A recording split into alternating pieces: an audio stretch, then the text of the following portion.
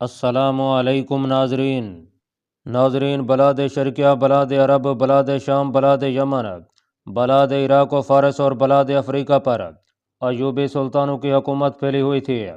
اتنے بڑے رقبے پر حکومت کے باوجود نصارہ بیت المقدس پر قابض تھے۔ فلسطین اور لبنان کے ساتھ ساتھ تیونس تک بحیرہ روم کی ہزاروں میل لمبی پٹی پر شیطانی آند کی طرح صلیبیوں کے مستحکم قلموں کا جال بچھا ہوا تھا۔ انہوں نے براہ راست حملوں کی بجائے اب انہیں آپس میں ہی نبرد آزما کر ڈالا تھا۔ بغداد میں موجود امت مسلمہ کا دائی خلیفہ بھی بے بسی کی تصویر دکھائی دیتا تھا۔ اسے اپنی درباری سازشوں اور شعر و ادب کی محفلیں سجائے رکھنے کے علاوہ اور کوئی کام نہیں تھا۔ اگر کوئی بیرونی حاکم اس کا حکم مان لیتا تو وہ خوشی سے سرشار ہو کر اسے خلعت عطا کر دیا کرتا۔ یہ علیحدہ بات تھی کہ اس خلیفہ کی اجازت سے بنائی گئی حکومت کو ہی جائز اور سرکاری قرار دیا جاتا تھا۔ ایوبی سلطان اس بات سے بے خبر نہیں تھے۔ وہ ایک دوسرے کی ٹانگیں کھینچ کر جب خود تخت نشین ہوتے تو فوراً اپنی اطاعت و بیعت کا نامہ خلیفہ کی خدمت میں روانہ کر دیتے۔ اس نامے کے ہمراہ تحائف کا بڑا انبار بھی ہوتا تھا۔ خلیفہ بغداد محض ان کی اطاعت و بیعت پر ہی صبر و شکر کر کے انہیں خلعت روانہ کر دیا کرتا تھا۔ جب خلیفہ کے حکم منوانے کا وقت آتا تو وہی سلطان خلیفہ کے حکم پر کان بھی نہیں دھرا کرتے تھے۔ سیف الدین ابو بکر بلاد مصر افریقہ کا 9 عمر ایوبی سلطان تھا۔ اس کی حکومت محض نام کی ہی تھی۔ عنان حکومت عمرائے مصر کے ہاتھ میں تھی۔ غازی عبداللہ شافی ایسے ہی مصری اشراف و عمراء میں سے ایک تھا۔ مصر میں شافی مسلک سے تعلق رکھنے والوں کی تعداد بے حد زیادہ تھی، اس لیے آئے دن شافی اور حنفی مسلک کے افراد میں مختلف انواع کی چپکلش پیدا ہوتی رہتی۔ غازی عبداللہ شافی کی ایک بیٹی بخنا کو اس کے شوہر نے مسئلہ کے اختلاف پر طلاق دے دی تو اس نے اپنے اثر و رسوخ سے کام لیتے ہوئے اپنے داماد رضی الدین کو بغاوت کے من گھڑت مقدمہ میں پھنسوا دیا۔ یہ محض انتقامی کارروائی تھی۔ یہ محض اتفاق تھا کہ رضی الدین کی دور کی رشتہ داری جمال الدین المرائی سے بھی تھی۔ رضی الدین کی ماں روتی پیٹتی ہوئی جمال الدین المرائی کی چوکھٹ پر جا پہنچی۔ جمال الدین المرائی کو جب یہ معلوم ہوا کہ اس معاملہ میں غازی عبداللہ شافی بھی ملوث ہے تو اس کی شیطانی رگ پھڑک اٹھی۔ وہ عرصے سے اسے نیچا دکھانے کے چکر میں تھا مگر کوئی ایسا موقع ہاتھ نہ لگا۔ رضی الدین کے معاملے میں اس نے اپنی ٹانگ اڑائی اور اپنے بیٹے کے ذریعے جو صیغہ احتساب میں افسر مقرر تھا از سیرونو چھان بین کا حکم جاری کروا دیا۔ رضی الدین پر چونکہ جھوٹا مقدمہ کیا گیا تھا اس لیے چند ہی دنوں میں تحقیق و تفتیش کے بعد اصل حقائق کی کلی کھل گئی۔ غازی عبداللہ شافی نے اپنے عہدے کا ناجائز استعمال کیا تھا۔ تمام چھان بین کے بعد جو رپورٹ تیار ہوئی اسے جمال الدین المرائی خود لے کر سلطان سیف الدین ابو بکر کے حضور پیش ہوا۔ بڑے دربار میں جمال الدین المرائی نے غازی عبداللہ شافی کی ایک بے گناہ شخص پر من گھڑت مقدمے کی روداد اور ظلم و ستم ڈھانے کا واویلا اس قدر بے چارگی سے مچایا کہ سب عمرہ غازی عبداللہ شافی کے خلاف اٹھ کھڑے ہوئے۔ غازی عبداللہ شافی سر جھکائے لاچار کھڑا رہ گیا۔ اس کی اپنے حقائق میں پیش کی گئی صفائیاں بھی عمرائے مجلس کا دل مطمئن نہ کر پائیں۔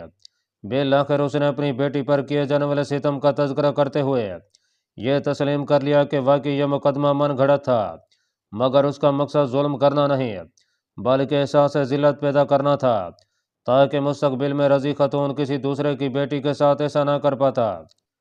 غازی عبداللہ شافی کے اعتراف جرم نے جہاں سب کو ششدر کر ڈالا تھا وہیں کئی ایک عمرا نے سلطان سیف الدین ابو بکر سے اس کی معزولی کی سفارش بھی کر دی۔ سلطان نے جب عمرا کو باہم متفق دیکھا تو اس نے غازی عبداللہ شافی کی معزولی کے ساتھ ساتھ اس کی قاہرہ سے بھی جلا وطنی کا حکم جاری کر دیا۔ غازی عبداللہ شافی کو بھرے دربار میں جو خفت و خجالت اٹھانا پڑی تھی اس پر اندر ہی اندر جل بھن رہا تھا۔ اس نے جمال الدین المرائی کی جانب کینہ توز نگاہوں سے دیکھا تو جمال الدین المرائی کے چہرے پر اس کے لیے تازیہ مسکان سجی ہوئی تھی۔ جمال الدین المرائی نے اپنی راہ کا ایک اور کانٹا ہٹا دیا تھا۔ وہ بلاد مصر پر اپنے اختیارات مستحکم کرنے کے ساتھ ساتھ سلطان مصر کو بھی اپنے دام میں پھنسانے کا خواہشمند دکھائی دے رہا تھا۔ ناظرین، ایک شام بیبرس نجم الدین ایوب کے پاس چلا آیا اور اس کی نشست کے پہلو میں خاموشی سے بیٹھ گیا۔ نجم الدین ایوب کسی گہری فکر میں مبتلا تھا۔ خفیف سی حرکت محسوس ہونے پر اس نے سر گھما کر اس کی جانب استفہامیہ نگاہوں سے دیکھا۔ आका, बेब्रस हिचकिचाते हुए बोला, हम यहाँ कब तक यूं ही पड़े रहेंगे? नजमुद्दीन अयूब उसकी बात सुनकर धीमा सा मुस्कराया। उसकी मुस्कुराहट में कड़े वक्त की सब तलखियां ऊद कर रही थीं। वो बड़ी अपनायत के साथ अपने हाथ से बेब्रस का सर सहलाने लगा। बेब्रस, तुम दूसरों के दुख दर्द जल्द महसूस कर लेते हो। मैं बखूबी जानता हूँ कि तुम्हारे सीने में हर वक्त खैर खाई और वफादारी के जज्बात का समंदर मौजूद रहता है। मुझे ये भी एहसास है कि तुमसे मेरी ये बेचारगी और सऊबज़दा ज़िंदगी बर्दाश्त नहीं हो पा रही, मगर कुदरत की जानब से कभी कुछ मौक़े ऐसे आते हैं कि जिनके सामने इंसान बिल्कुल बेबस और लाचार होकर रह जाता है। अमूर जहाँ बानी भी कुछ इस तरह से हैं। बखुदा मुझे लोगों या उनकी ज़मीनों पर हुकूमत करने का कोई शौक़ नहीं है, और ना ही मैं जाहो हशमत का दिल दादा हूँ। मुझे तो सिर्फ दीन इस्लाम के हरीफों का हर वक्त धड़का लगा रहता है, जो हमारे अकब से बदस्तूर अपने घिनौने वार किए जा रहे हैं। मुसलमान उनकी पसे पर्दा यारों और मज़मूमान हरकत से बेखबर हैं। वो उन्हें जलील ख्वार करके इस सरजमीन पर कब्ज़ा जमाने की फ़िक्र में हैं। यहाँ उन्हें अपने मजहबी मकामात से भी कोई दिलचस्पी नहीं है, और ना ही वह खुद को मजहब के दायरे में मुक़य्यद करना चाहते हैं। उनकी हर ईसाना निगाहें सिर्फ यहाँ की तिजारत पैदावार और मालो मता पर जमी हुई हैं। यह सरजमीन उनके लिए सोना उगलती है, जो उन्हें अपने ममालिक में नहीं मिल सकता। मुसलमान हकीकत को जानने की बजाय बदस्तूर अपनी आंखें मूंदे हुए हैं। इनमें से कुछ ऐसे हैं जिन्हें महज अपनी सल्तनत की हदूद बढ़ाने की हिर्स व तमा है, और वो अपनी नफसानी ख्वाहिशों के गुलाम बन चुके हैं। नजमुद्दीन अयूब की आवाज़ भर आने लगी। उसने तवक्कुफ किया और एक निगाह बेब्रस पर डाली। बेब्रस की आंखें भी उसके करबज़दा लहजे से नम आलूद हो चुकी थीं। नजमुद्दीन अयूब ने गहरा सांस लिया और अपनी नशीस से टेक लगाकर दोबारा गोया हुआ। बेब्रस, तुम शायद ये जानना चाहते हो कि हम यहाँ से कब निकल कर वापस अपने महलों में पहुँचेंगे। तो ये बात याद रखो कि हमारा मुल्क वही है जहाँ हम इस वक्त मौजूद हैं। यही जिंदा खाना हमारा महल है। दुश्मनों से तो मुकाबला किया जा सकता है, मगर मशीयत इज़्ज़ी के खिलाफ एक कदम भी नहीं उठाया जा सकता। हम अगर यहाँ पड़े हैं तो ये मशीयत इज़्ज़ी का ही फैसला है, मगर हमारी नीयत साफ़ है, इसलिए हमें जल्द ही इसका अजर मिलेगा। हम चूँकि दुश्मनान इस्लाम के जानी दुश्मन हैं, इसलिए हमारी मदद गैब से की जाएगी। दीन इस्लाम के लिए हमारी ये खिदमत ही हमारा अवलीन मकसद होना चाहिए। महल की ये इशरत एक दिन यही रह जाएगी।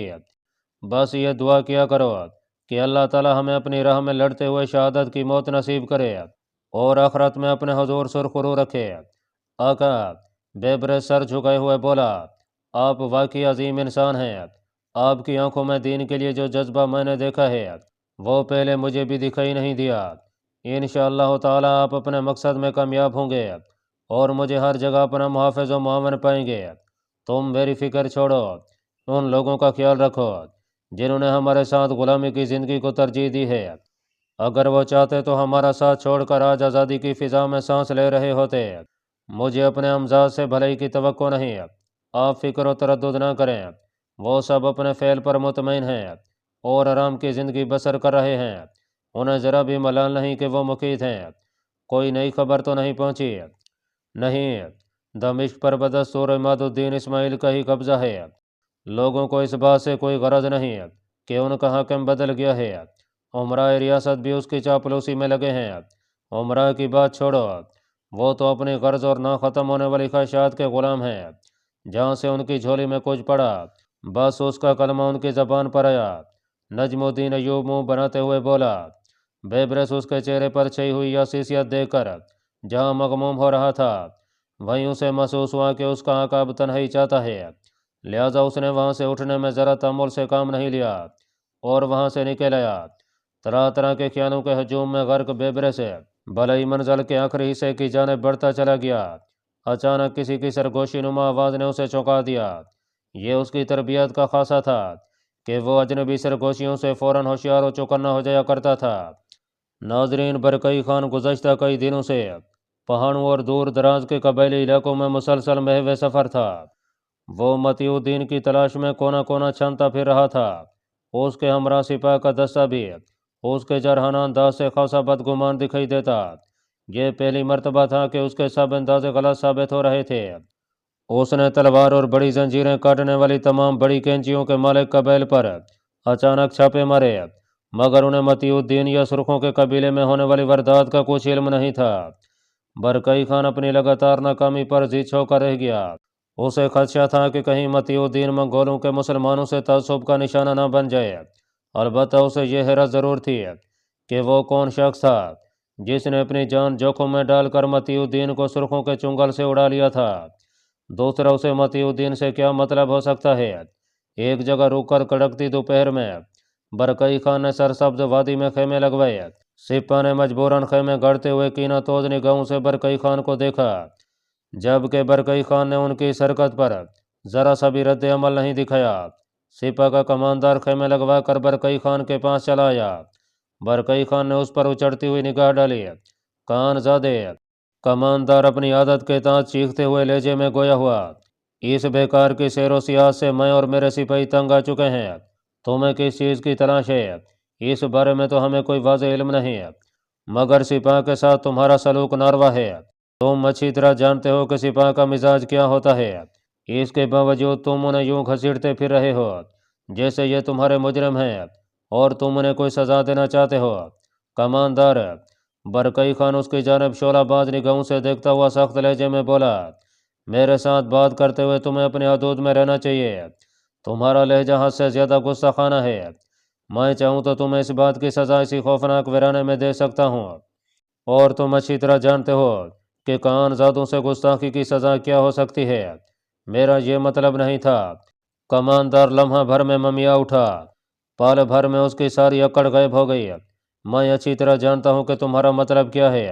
کیا تم مجھے نہیں دیکھ رہے کہ میں بھی تمہارے ساتھ برابر یہ صحبت کاٹ رہا ہوں؟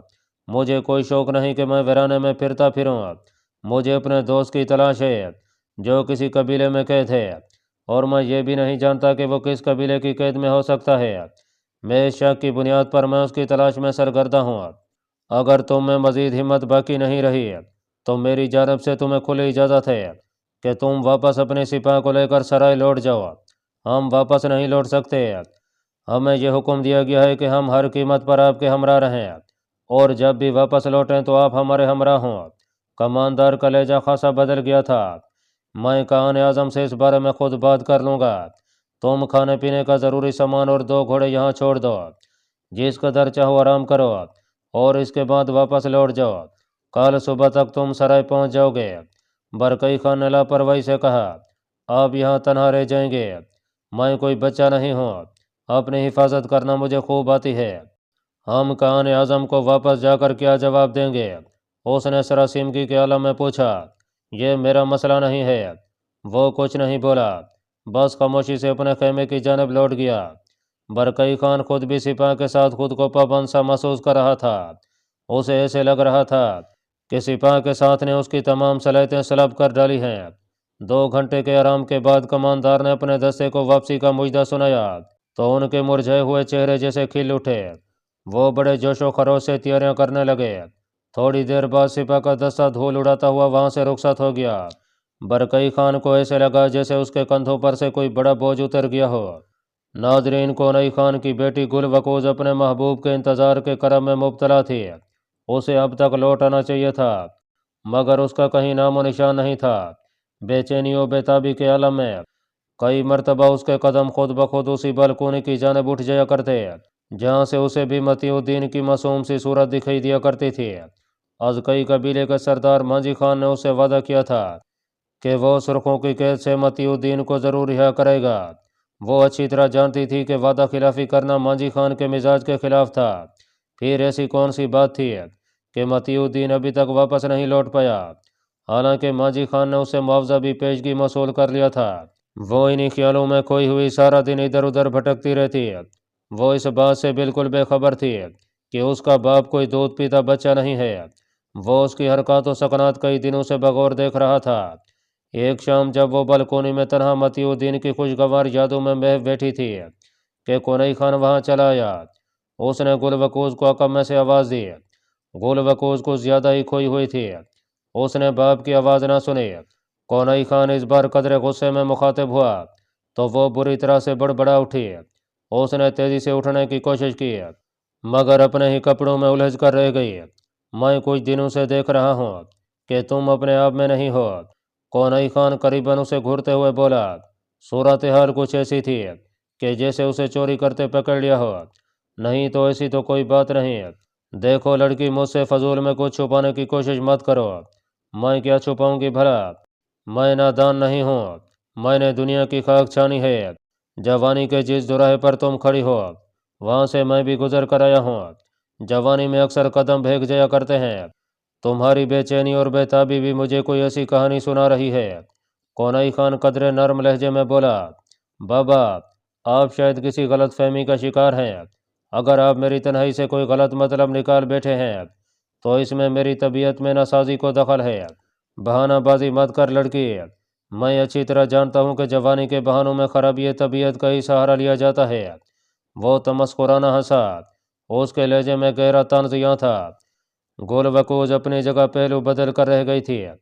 देखो, अगर तुम्हारा दिल किसी पे आ गया है तो उसका नाम और पता मुझे बता दो। मैं तुम्हारा बाप हूँ, कोई दुश्मन नहीं। वैसे भी तुम्हारी उम्र अब शादी की हो रही है। अगर तुम्हारी माँ आज जिंदा होती तो ये बातें वही पूछती। सौतेली माँ भलाई नहीं बुराई सोचा करती हैं। इसलिए मैंने यह फैसला किया है कि तुम्हारी राय को फौकियत देना चाहिए। गोलवकोज का चेहरा हिया की सुर्खी से सुर्ख होने लगा।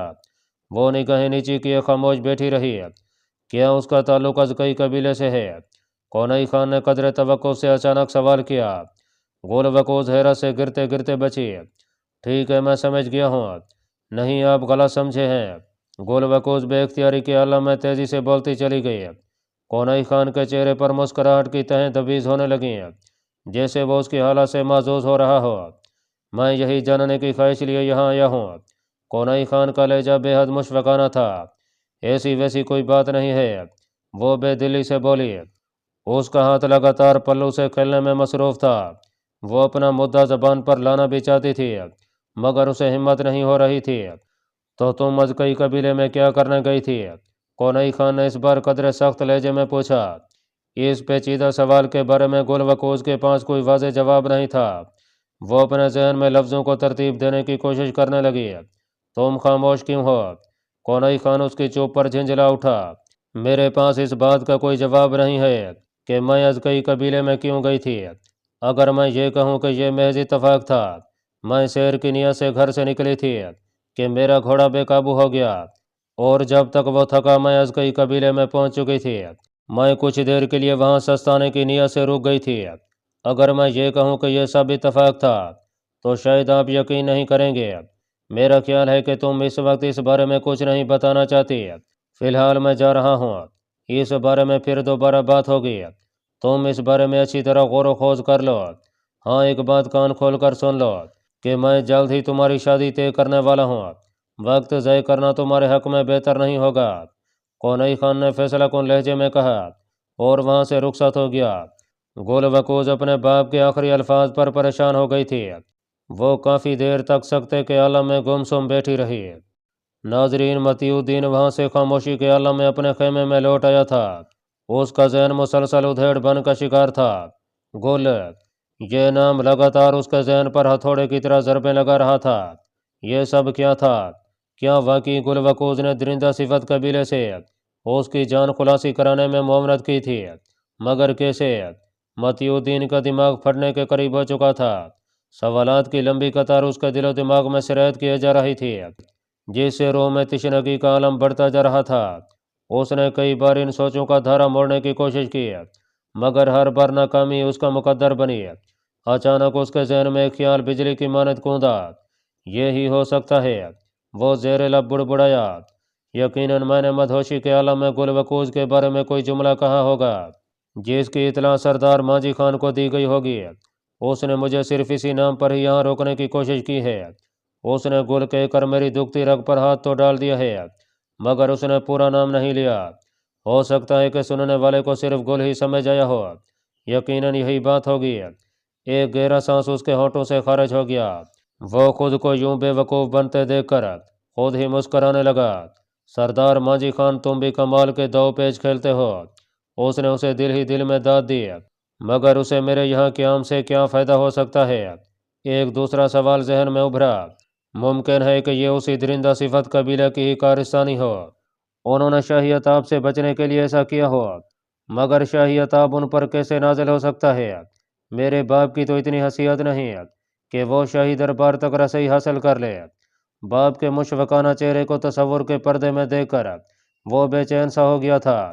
جوان بیٹے کی گمشدگی نے اس کے باپ پر کیا اثر ڈالا ہوگا، وہ یہ محسوس کر کے تڑپ سا گیا۔ خیالوں کا ہجوم ایک بار پھر اس کے ذہن پر چھانے لگا۔